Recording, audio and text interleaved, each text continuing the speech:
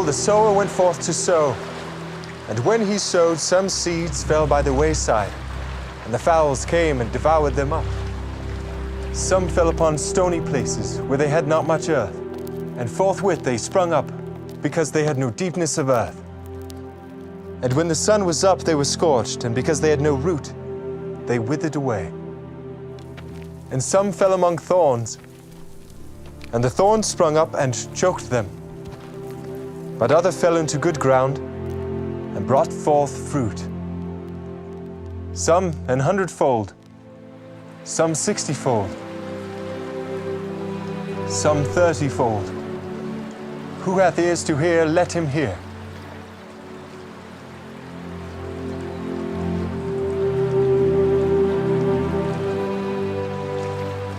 Why speakest thou unto them in parables?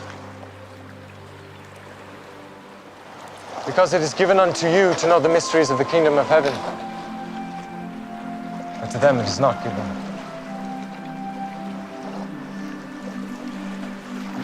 For whosoever hath, to him shall be given, and he shall have more abundance.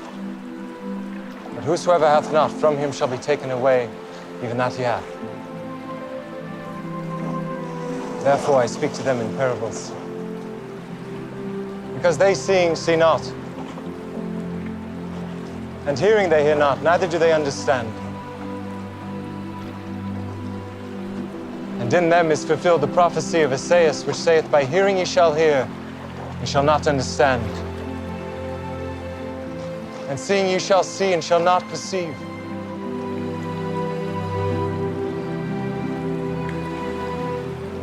For this people's heart is waxed gross, and their ears are dull of hearing,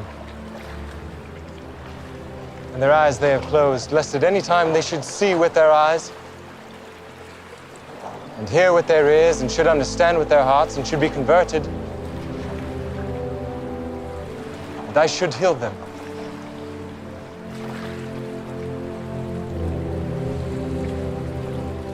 Blessed are your eyes, for they see, and your ears, for they hear. For verily I say unto you that many prophets and righteous men have desired to see those things which ye see, and have not seen them, and to hear those things which ye hear, and have not heard them.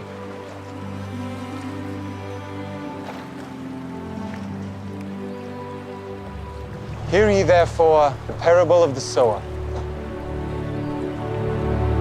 When anyone heareth the word of the kingdom, and understandeth it not, then cometh the wicked one, and catcheth away that which was sown in his heart.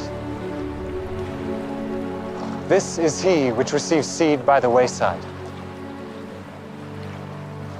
But he that received the seed into stony places, the same is he that heareth the word, and anon with joy receiveth it. Yet hath he not root in himself, but dureth for a while. For when tribulation or persecution ariseth because of the word, by and by he is offended. He also that receives seed among the thorns is he that heareth the word, and the care of this world and deceitfulness of riches choke the word, and he becometh unfruitful. But he that receives seed into the good ground is he that heareth the word and understandeth it, which also beareth fruit, and bringeth forth some 100-fold, some 60, some 30.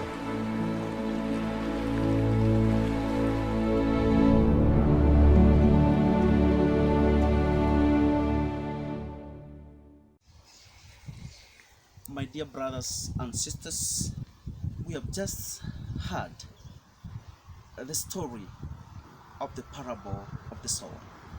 In this 15th Sunday of the ordinary time, we reflect about the parable of the sower.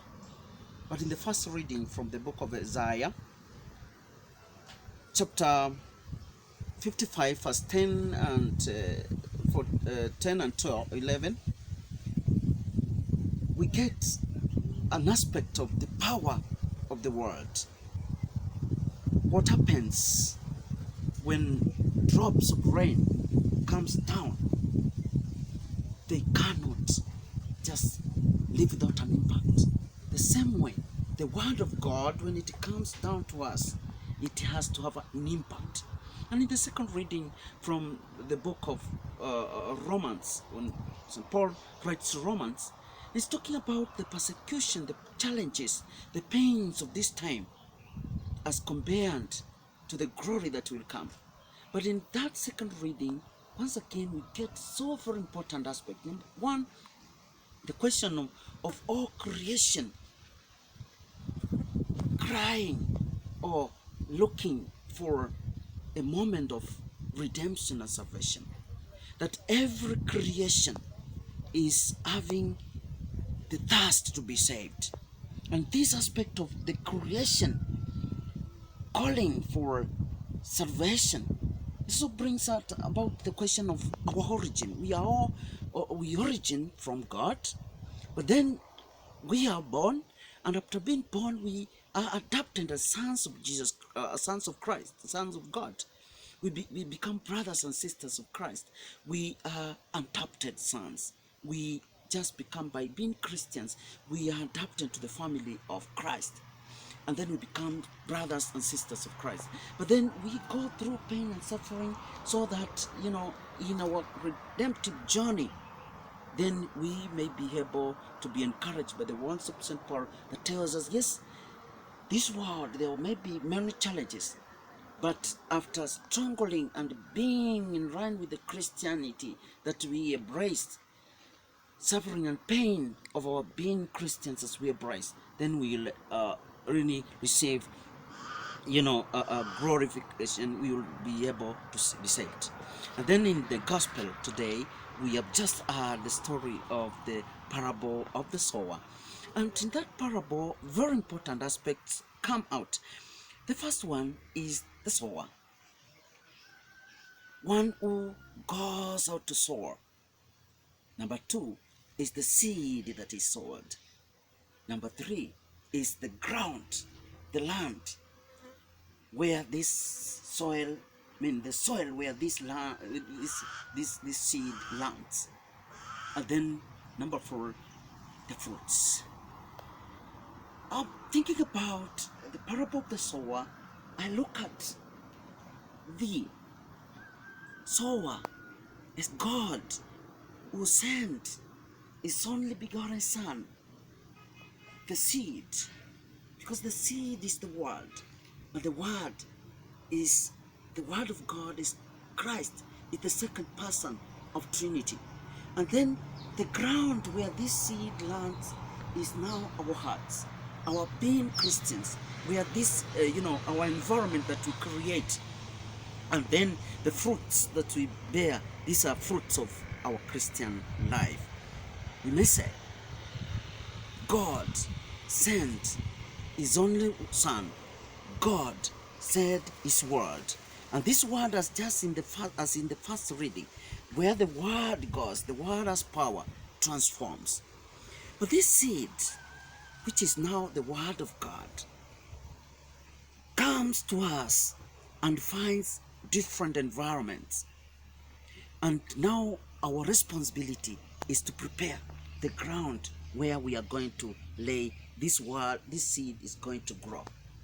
And that is the scenario that we reflect about in the 15th Sunday of Ordinary Time. We are asking ourselves, yes, there is the sower.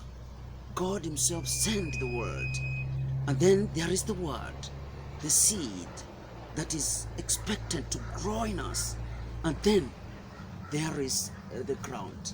How have I prepared my ground so that the word of God may come into me and then I'm able to bear fruit? I remember there are the challenges of the world.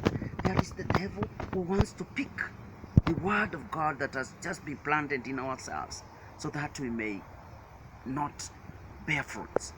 And so we must be able to realize that The second reading encourages us, tells us that yes, we have the ground, tells us yes, we have the word, tells us yes, there is the sower, tells us yes, but then there are those thorns that will, try to stop us from growing. And these are the things that we need to, overcome. The challenges that surround us, we need to overcome them so that indeed we may be able to bear fruits. My dear brothers and sisters, the world as we have it today, the word of God is the same as it was yesterday, is now, and it will be. But the environment that is surrounding us is the question, because it's about where we are growing our Christianity. And then the fruits. These are our works, the works of mercy, expression of our Christianity. And then the courage that we must have, realizing that the Word of God has power. Just as in the beginning, God used the Word, and whenever He said, "Let there be," there was. That same Word is in us. It has entered in us, and God has said, "Let us be Christians." Dear brothers and sisters, we must be Christians. We must be able to prepare a fertile land where the word of God grows, so that indeed we may be able to bear fruit, even at difficult moments. That this seed, however small it is going to grow. But I must give it the right environment, the right ground. Am I responsible? Yes, I am. I'm responsible. The seed comes, but you have to prepare the ground where this seed grows. If you don't prepare our ground where this seed will grow, it is going to be picked away and will remain bare and will never bear fruits. Think about it. Have you prepared the right environment for the word of God to grow? Do you allow yourselves to do you allow yourself to be destroyed by the predators or the thorns? Are you strong enough to grow this seed so that it may bear fruits, so that it may have roots, and so that it may be strong, and so that our Christianity may prepare? I'm wishing you all the best, and I'm saying, as we reflect in the 15th Sunday of the week of the ordinary time, the first reading reminds us the power of the word. The second reading reminds us that all our tribulations, the problems and challenges cannot be compared with the glory that is coming. And again, I need to prepare an environment and a ground where the word of God is going to bear fruits. May the Spirit of God come upon us, prepare the ground where the word of God will sprout and bear fruits, so that we may be influencers of the world, not the world to influence us. Father Zeno, reflecting the 15th Sunday of the ordinary time. And might God bless you in the name of the Father, Son, and Holy Spirit.